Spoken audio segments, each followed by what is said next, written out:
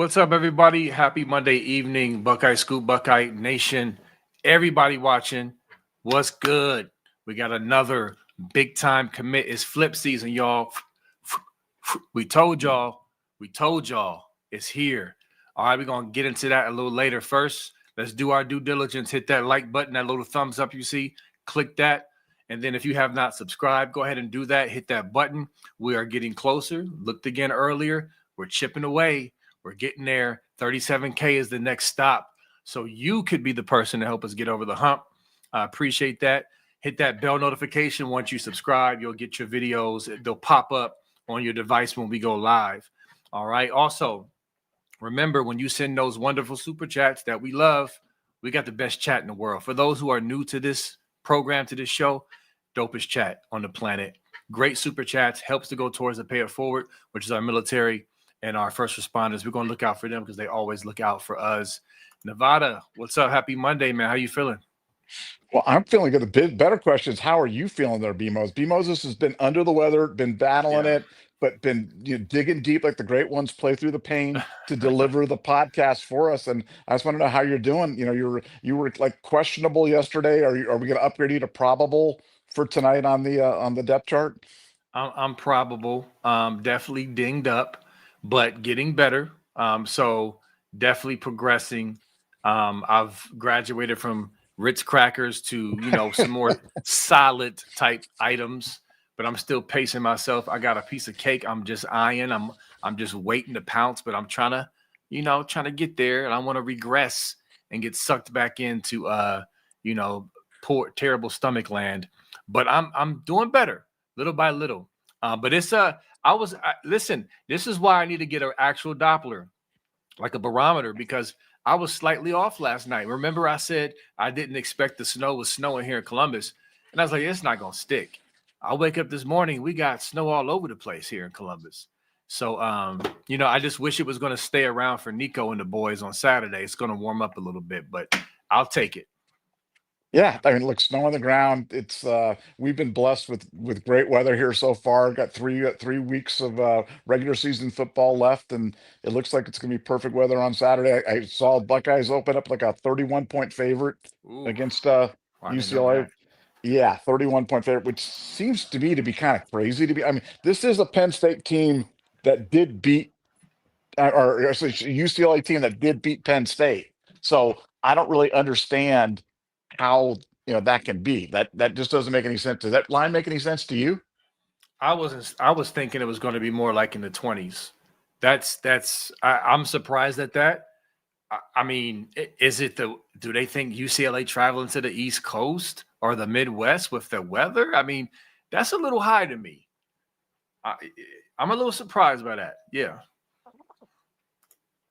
Yeah, I mean, I was surprised as well, and I'm not sure how my game prediction will go. I got to see how the week of practice goes for Ohio State and stuff. But Yeah. man, I've watched enough of UCLA to. I mean, they're not good by any stretch of the imagination, but they're not awful. And Nico, I'm telling you, that game, he's had games where he's actually looked like a real quarterback. I Yeah. mean, he's been out there, running around, making plays, doing stuff. So, I mean, I'm not saying they could come in and beat Ohio State, but I think they could keep it closer if we're not really, really on our A game, and if the fans aren't into it, if we're not really. Now, I think it's hard for our fans not to be in it for a night game. I think Right. night game just automatically means it's going to be crazy. And heck, we've only got 2 games left in the stadium so far this year. So if you're saving it up, guys, don't save it up anymore. Bring it, bring it on Saturday night. Bring the paint for UCLA, and hopefully we have a big effort and a big score. But the Buckeyes had a big score today. A guy that we talked about that we thought was close to jumping into the fray, but he jumped in. I'm gonna let you introduce it, because normally you throw it to me and you let me make the big announcement, but I'm gonna throw it to you so that you can make the big announcement, and then we can talk all about how we're going to use this shiny new toy for the Ohio State Buckeyes. So here it is. The legendary recruit, the future Braxton Miller, the future Percy Harvin. I mean, whoever else you want to say. Ladies and gentlemen, Legend Bay. We just talked about this kid last night. We told you it could happen any day, and it happened the next day. And this kid is dynamic. He is the former Tennessee commit. Was committed to Tennessee.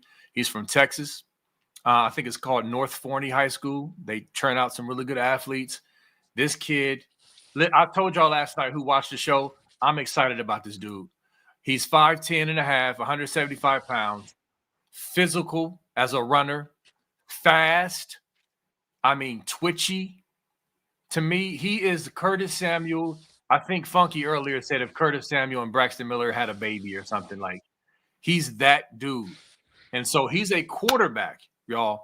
He's a quarterback. Ohio State promised they would allow him to get a shot at the quarterback position.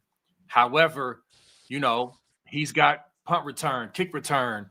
I mean, he can line up anywhere, slot receiver, running back, a true running back. He could be like, don't matter. This kid is going to be dynamic in whatever position you put him in. Look at his film. It's on right now. He plays against great competition. So this is not him running against orange cones in some weak division. This kid is a stud, and I'm super. And this is who I was talking about. Remember yesterday I was saying I was trying to, be happy about Ruffin, which I am. I'm happy about Ruffin. But this was there's others coming too. But this kid was the one that was in the forefront of my mind. Like I'm you know what I'm saying? I was trying not to jump the gun, but this is who I was waiting on, Nevada. I haven't been this excited. Recruiting has been, as far as the feeling, the vibe, with NIL, it's just not, it doesn't have that throwback Terrell Pryor and, it's just different now. But this is the most excited I've been about a recruit in a while, Nevada. Very excited, man. Well, and I'm going to say something that may be a minority point of view or whatever it is, but I'm okay being in the minority on this. I'm okay having a running back that's only 5'10", 180 pounds or 185 pounds or 190 pounds, whatever he's going to be by the time Coach Nick gets done with him. I'm not of the opinion that every running back needs to be 6 foot, 220 pounds, or that the Big Ten is some special conference that only you need to have bigger backs and blah, blah, blah, blah, blah. I mean, we've basically ran through the first 9 games of our schedule right now with virtually no rushing attack. You know what I'm saying? Like, I mean, other than short yardage and having a CJ Donaldson that would, and I would submit that if what you're looking for is a short yardage back or a back that can block, I think those guys are probably readily available in the portal every year. Like you can find a short yardage back or a block back, but a guy like this, a scoreboard changer, a guy that can like do. I hope and pray that he gets a legitimate shot at the running back spot at Ohio State. I know that's what they're recruiting him. That's what they think he is, because he doesn't need to be. I know we like to go Percy Harvin, Curtis Samuel, slot, H back, whatever we want to call it, but just put him back there and give him the ball.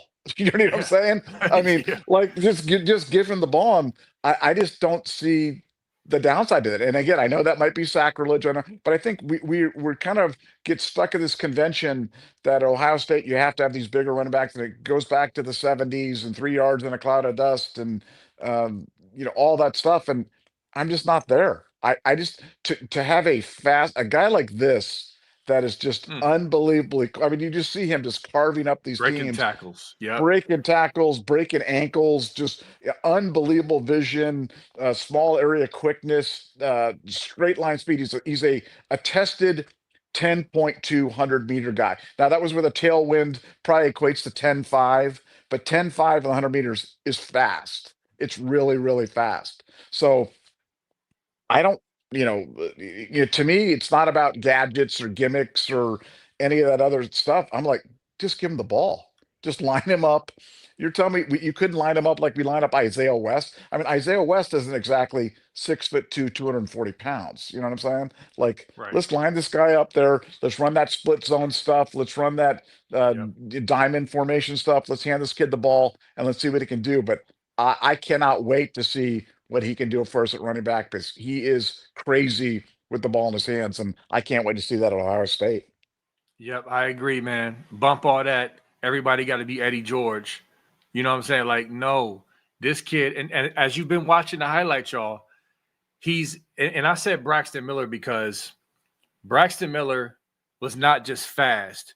To me, he was one of the best open field runners in Buckeye history. I'm going to pause right there. Would you agree with that, Nevada, about Braxton Miller? Oh, no question. I mean, Braxton was a force of nature. He was a hurricane. He was a scoreboard changer, and definitely one of the best, if not the best, open field runner that we've ever had at Ohio State. Yeah, that's very important because we've seen guys break to the open field and just kind of just lose all vision. It's like they just don't have a knack. Braxton Miller would make dudes look goofy 50 yards downfield. You know, guys trying to get him and he's weaving. And Ted Ginn had that knack. Him and Ted Ginn, the best two. This kid right here, if you watch his film, not only is he makes a guy miss, all right, acceleration to get upfield quick. His vision is beautiful, and he can break tackles. He's a physical runner. You're not just going to shoestring tackle him. I mean, this is like Curtis Samuel, Braxton Miller. I think those are great comparisons. And like you said, doesn't have to be gadget. He probably will be lined up, you know, in the slot, come around with orbit motion, sometimes be straight up next to the quarterback for a handoff, move him all around because he's a weapon. But he absolutely can line straight up like a regular schmegular traditional running back and pop you. I'm excited about this kid. I'm telling you, I have not been this excited in a minute. And so, yeah, now months ago when we talked about all these recruits coming, this is a kid that wasn't on the forefront. I know we had certain names that we had in mind, but this wasn't one of them. And I'm just like, I'm so glad that we swooped in on this kid and nabbed him up because we're adding this, Nevada. Here's the thing. Think about what we got coming in the hopper. We got a true freshman in Bo Jackson, who's already dynamic, a physical, fast, great vision player. I mean, we got Chris Henry Jr. coming in, Jameer Brown. I mean, just skill guy after skill guy after skill guy coming in, and then Sam coming back next year with J.J. Smith again. I mean, what? Are you serious? How can you not be excited, Nevada, if you're a Buckeye fan? Well, yeah, and you look at Ohio State right now, and you don't want to say what's the only chink in the armor for the offense this year, and it's that we don't really have that dynamic player at the running backs. I mean, Bo Jackson's the closest thing we have, um, but a guy like this, line him up and throw him the ball. You know what I'm saying. Good Right. luck covering this. I'm talking about small area quickness. I mean, this guy is just cat quick, can jump around it. And one of my best sources just texted me as we're going through short. He goes, "This guy's Ted Ginn 2.0," and that's exactly who he is. I mean, that's the kind of talent that you're talking about here. And I just think it's been an underutilized portion of the OSU offense for quite some time, in my opinion. And I Yeah. think for us to really maximize offenses in 2025, 2026 and beyond, you have to be willing to activate the quarterback run to a certain degree, and you need to be dynamic at the running back spot. And I think this is Ohio State's move to be more dynamic at the running back spot, to go out and get this kid Legend Bay, because they didn't need to get him. Like you said, he's already a Tennessee commit. They go, yeah, they went after this kid. They pulled out the stops, and we were talking about this. We talked about, remember at the show when I said there was a Tennessee commit coming in for the thing, but we Yep. can't talk about what the name was. And I did.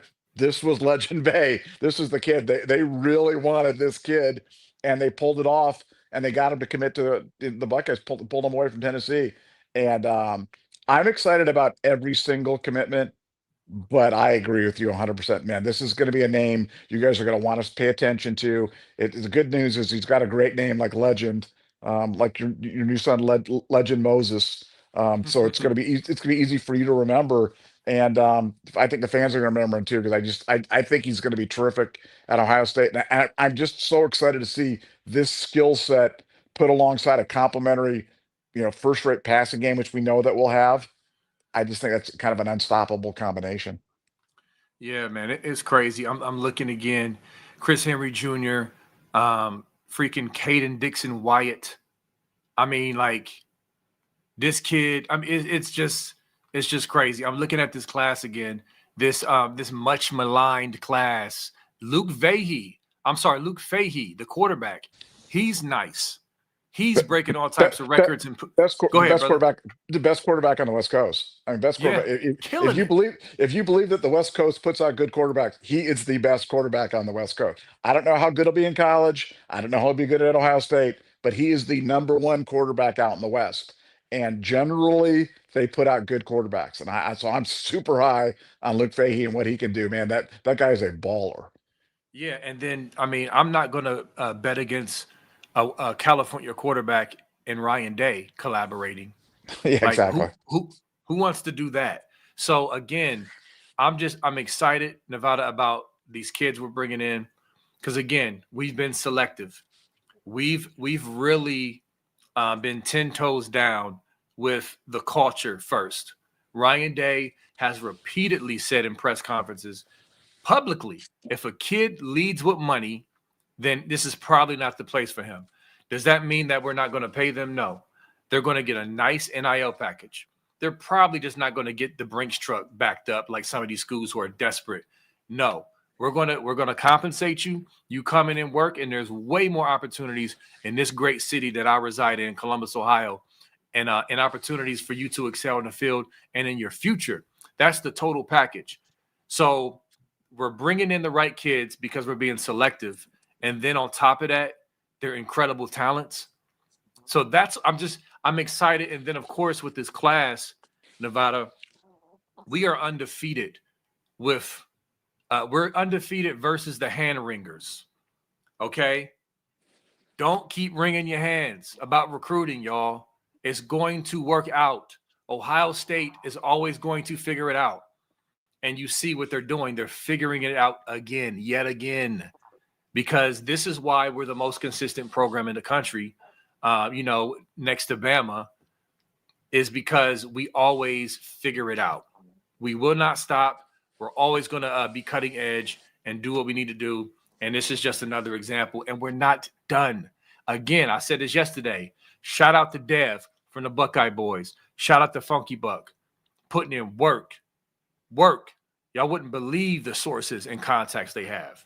We know about it. Like we get the inside of what's coming down the pike before everybody does. So you can understand the excitement. But them boys, you talk about recruiting, nobody does it better than them right now. Not your Wilt Fongs, not any of them.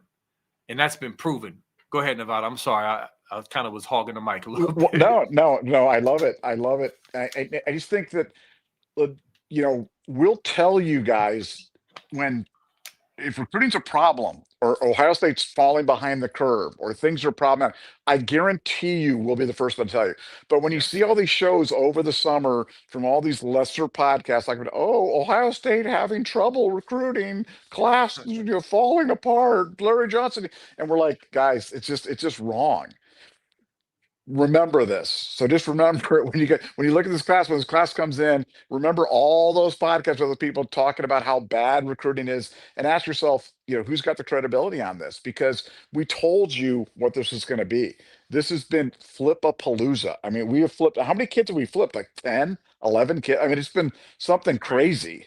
And and as you said, we're not done. So Ohio State's taking this thing where they're gonna start slow with their evaluations. They're gonna look carefully at kids through the senior film, and then they're gonna make new offers and new bids and new things to kids, and they're gonna try to finish strong. And that's what Ryan Day's adjusting his strategy to reflect the realities of NIL in 2025 and the transfer portal. So I love the way that they're going about their business. When I don't like the way they're going about the business or when they're doing stuff that I don't agree with, I will be the first one to be critical. I'll be the first one to raise my hand and say, I don't agree with what we're doing here. We need to change this. We need to look at this. We need, I will point out areas we do. We're not just blind, fans that just agree with everything Ohio State does. But I mean, man, if you're unhappy now as a fan, or if you're disenchanted in some way with the state of where everything is right now, then you got to check yourself because your expectations are out of whack. We're the defending national champion. We're number one in 2025. I am telling you right now, we're going to be real scary good in 2026. Yep. And, for Ohio State, Look, will things happen along the way? Of course, that's life, man. I always say life is great periods of greatness interrupted by calamity and tragedy, because that's just the way life is, man. Things are going good until they're not. But then you know what? You pick yourself up, you dust yourself off, you figure it out, and then you just kind of move forward. And I think for Ohio State, they've just done a good job of adjusting with the thing. If they lose a coach or if they lose a player or they lose a recruit or whatever, they're going to replace them with somebody better or somebody equally as good, or refine their approach in terms of what they're doing. That's what Ohio State's doing. They're continuing to evolve, and they're operating at a very high level right now. But today's a very good day for Ohio State 2025 in terms of this new theory of what they're doing in terms of the later evaluations, the later offers, the circling back on committed kids, stuff that Ohio State was not doing in the past, doing it now, and huge get in Legend Bay. Yeah, man. I love it. Ryan Day is cooking. I just everything that's happening and being said is just giving Bruce Leroy glow. It's giving Bruce Leroy glow from the quotes from Ryan Day about how when they need to turn it on, they will. That's kind of a low key bold comment, Nevada, and I want to see if you agree. That's kind of a risky comment for some coaches who don't have the confidence to make that claim. Would you agree? Before I go on, No, I totally agree. I mean, well, again, we're in the rare air now. What I'm saying, that we're in the air now, but it's recognizing that Ryan Day is a different guy now. Ryan Day is different. Ryan Day is different in November of 2025, dramatically different than he was in November of 2024. And his life forever changed. His life forever changed on January 15th, 20, whatever it was, when that kick went through, when that last tackle was made out there in the field, and he was the national champion, because you have a giant weight lifted from you. And you know what that does? That makes you're now you are the king bee. You've got the swagger. You've got a street named after you. You're the toast of the town. Everywhere you go, people just you're just you're the cock of the walk. And now that's the way he's calling these games. That's the way he's approaching his business. He's a different guy. And so people say same old Ryan Day, or whether we can have concerns. I mean, I'm going to tell you, I'm going to have concerns about the game plan up in Michigan until I see the new game plan up in Michigan, because that game last year gave me post traumatic stress I disorder. get it. It I did. get it. I did. But I'm not going to. Do I doubt that he's going to change? I don't doubt it. But I will have. There's a nagging part of. There's a little part of me that's like, please, Ryan, don't try to prove anything. Just win the surest way, and the surest way is give the ball to Julian Sane and Carnell Tate and JJ Smith, and let's pass the ball and stuff like that. But he's different. And you can see it, if for people that are close to him, they see it every day. For you guys as fans, you can see it in the way that he handles press conferences and the way he handles some stuff in the sideline. He's just a different cat altogether. I get no sense of nervousness from Ryan anymore.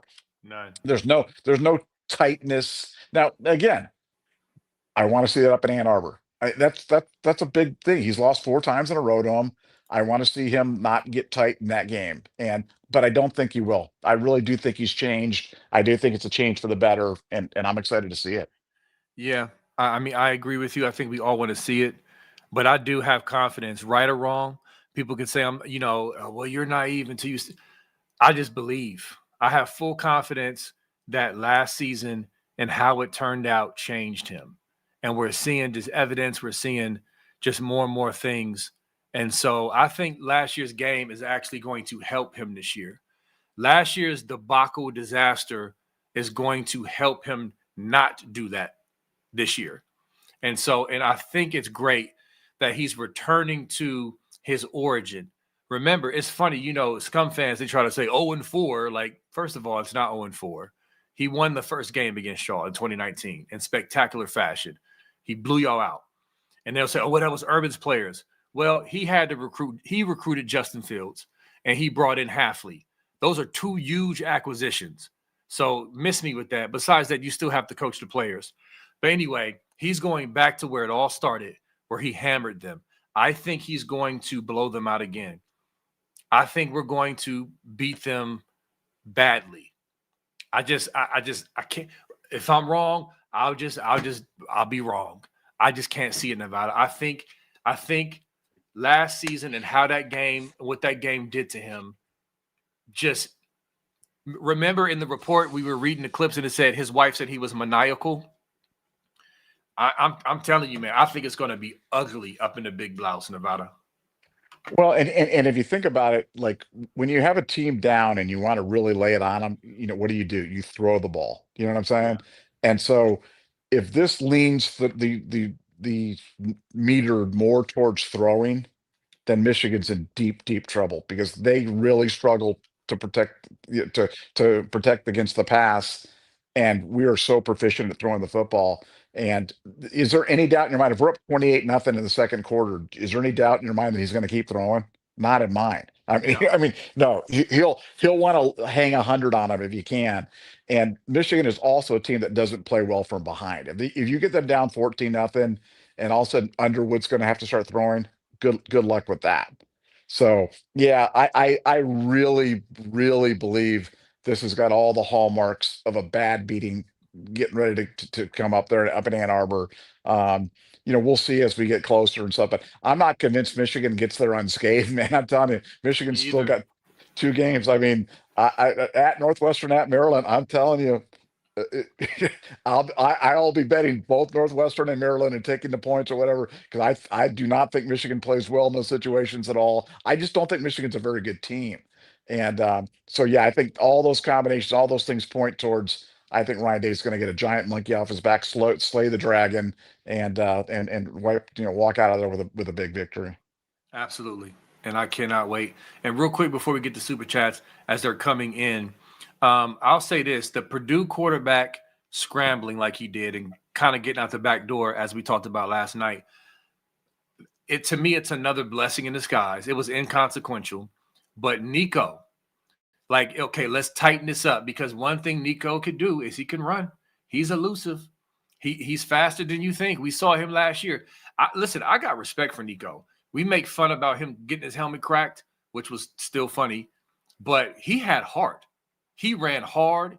He tried to really. I mean, I respected his effort for Tennessee last year in the shoe because he was getting just hammered. And so I think the Purdue quarterback being a little elusive and picking up a little too much yards and not really getting sacked like he should have, I think is going to get this team more on alert for Nico coming in. I just wanted to point that out. What did you think about that, Nevada?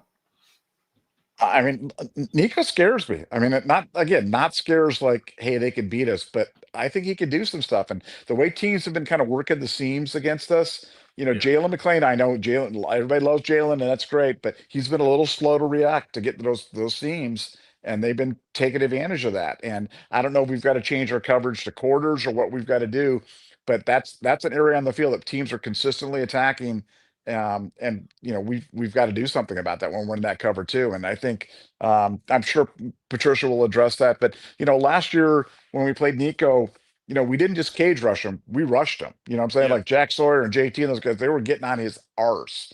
And they did a good job of that combination of hemming him in, but putting the pressure. And Ohio State's done a good job of hemming guys in to a certain degree, but we're not doing a good job of getting the pressure. So I think this will be a great test to see where I mean, if this defense can come in and just completely confound him and just shut him down and sack him a bunch of times, that to me will be an incredibly encouraging sign going into the playoffs. More than anything else that I'm watching this weekend, more so than the offense, more so than the right guard, more so than the running game, more so than Julian. It's going to be that. How is our pass rush against Nico? What are we doing that's different to generate pressure, but still be able to keep him, in contact with us so he doesn't run and go crazy on us? That's going to be the big game for me on Saturday night. Yep. Agreed. Can't wait, man. Remember, 3 games left, y'all. 3 regular season games. Cherish them, enjoy them, appreciate this Buckeye team. We're about to go on a heck of a run. And we're just very blessed. And so let's go ahead and get to the super chats. So first, Duda, man, what's up? Happy belated birthday once again. Thanks for the 10. B and Nevada, could you compare Bay and turbo speed, abilities, etc.? OH Nevada, I oh you can jump on this if you want. yeah, I just think Bay's a little quicker. I mean, Turbo's quick and fast, and Yeah, I mean lots.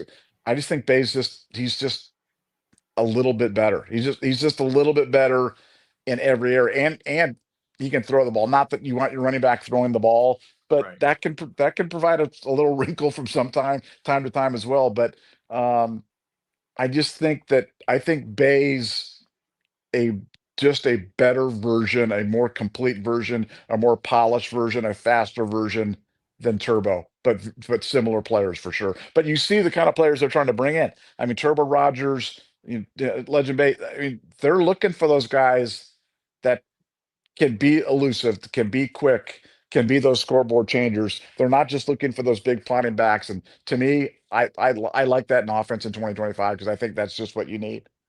Yeah, I agree. I mean, listen, I was excited about Turbo Rogers. I saw him at the practices in person. Dude is definitely he has a great burst. He has a sudden burst.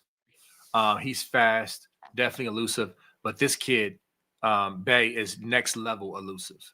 He's like missing a phone. You missing a phone booth type guy. So he's just another level up of elusiveness with the speed. And so I just think he's just overall more skilled in his natural abilities as a dynamic player. So I'm just listen. I keep smiling, man. I'm so excited. And then also we haven't had a true. Let me be careful. Okay, we've had some good punt returners, Nevada, and kick returners, no doubt. But we haven't had a dynamic returner as Ted Ginn since. Like, there's been nobody to match that. I actually think this kid has an opportunity to bring that magic back. For those who I know some of y'all young and that's okay. Some of y'all just start following the team in 2014. Listen, some people are younger. They don't remember. I've talked to fans of Nevada who don't remember 2004. You know what I'm saying? And that's okay. Teddy Ginn, if you have not watched YouTube highlights of Teddy Ginn Jr., go watch that kid and you will see what we're talking about. You talk about like Olympic speed and even elusiveness. Ted Ginn. I think this kid is the closest thing to that since Ted Ginn, Nevada. Well, yeah, and I think about Ted Ginn in that Alamo Bowl where we had him, taking those wildcat snaps and just running like crazy all over the place. And like I could be down with that. That was fun to watch. And this is what that guy will bring. And so, the legends, he's a next level athlete. And he's just a different kind of player. But I agree. If you don't remember what Ted Ginn was like, or you haven't seen it for a bit, do yourself a favor, go back to YouTube, you know, type in Ted Ginn highlights and then sit back and enjoy the show because there are very few players at Ohio State that have ever been as exciting as him. Maybe never. He was certainly one of a kind. He was incredible. I mean, definitely one of my favorite Buckeyes. And I have a lot of favorite Buckeyes, but he's up there, up there, up there. And again, for those who don't know, he's from our wonderful, beautiful pipeline, Cleveland, Glenville, where we got our latest werewolf in Arvell Reese. God bless you, Ted Ginn Sr. All right. Next super chat, Pooh Beard. Thanks for being a Scoop Ultra member as always. Thanks for the $4.99. Debate. In my opinion, Bob was a top 5 coordinator hire in school history. 1 led us to getting Chip. 2 led us to getting Saiyan. 3 created program momentum. OH Nevada. I That's an interesting take. I'm not saying it's a bad take, but that's a very interesting perspective. What do you think about that, Nevada? That angle? Well, I mean, look, the Bill O'Brien. I was excited about the Bill O'Brien hire Me too. when it Me happened. I too. was super excited about it. Having said that, you can be excited about things, and you can be mega super excited. When they hired Chip Kelly, I was mega super excited Yeah. because Chip Kelly was the perfect offensive coordinator hire, and the timing wasn't right for him when they went around the first time, but the second time it was, and Chip got his guy, or I should say Ryan Day got his guy in Chip. So Bill O'Brien, certainly laid the table there. Getting Sane, no question about it. I think Sane certainly felt comfortable with the Bill O'Brien thing and the connection, being there at Ohio State. Yeah, that certainly. I mean, Julian Sane could leave as the best quarterback in school history. He could leave as the most accomplished quarterback in college football history. I mean, and in terms of the I'm just talking about just from a number. Forget the subjective part, just the objective Right. portion of quarterback rating, completion percent. I mean, just the numbers. It's absolutely insane what he's doing. And yeah, no, Bill O'Brien was a really good hire. I remember when we broke the news that he was going to be there, and then we broke the news that he was leaving, and some other website came in and, oh, he hasn't left. He's there. I'm like, dude, he cleaned out his office. It's Right. gone. His stuff isn't there anymore. He's gone. No, he hasn't left. And it's like, no, he's really, really gone. But what a weird time in Ohio State history to have Bill O'Brien named. We go through the whole thing, and then like weeks later, he leaves, and then we go get an existing head coach from another Big Ten team at UCLA, no less, and make him our offensive coordinator.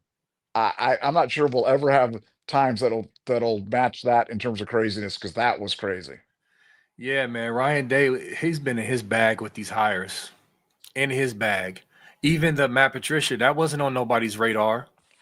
That wasn't on the names listed on the blogs and behind the paywalls. You know what I'm saying? Like like the national people, they weren't talking about Patricia. And so Ryan Day, listen, man, nobody deserves what's coming to him more than he does with the success he already has and what's coming. Because it's coming. It's coming, y'all. And these, like I said yesterday on the show, and I made a post about this on my socials, the SEC fans, they are losing their ever-loving minds.